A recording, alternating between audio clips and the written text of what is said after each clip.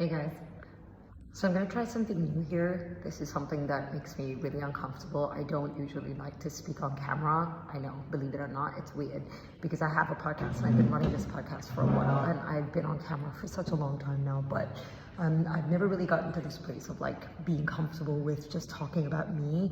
I've had a lot of listeners come back to me and say, hey, like, we wanna know you, like, we wanna know who you are. And so I'm gonna be sharing little tidbits of myself along the way and sort of like why I started this podcast in the first place. I think that's really important as well.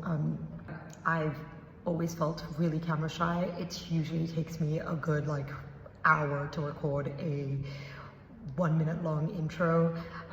So this is totally out of the norm for me. I'm the kind of person that if you saw me out in a gathering at an event, I'm probably that person that's sitting right at the corner of the room trying to make myself as small as possible, as invisible as possible, because that is my comfort place. I like to sort of be a silent observer, and if I do engage in conversation, it's probably going to be one of those conversations that's going to last hours and we're going to get really deep and really dark in minutes.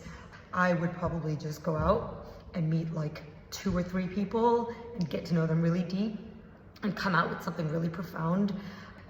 So yeah, doing this podcast was very much out of the ordinary for me, but I think it, started off with a couple of conversations with some people who then recognized that, hey, actually, you have this knack for being able to pull out stories from people, so you should think about it.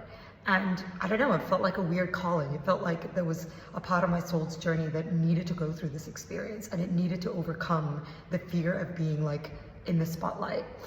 So yeah, stay tuned because you're gonna see a lot more of me.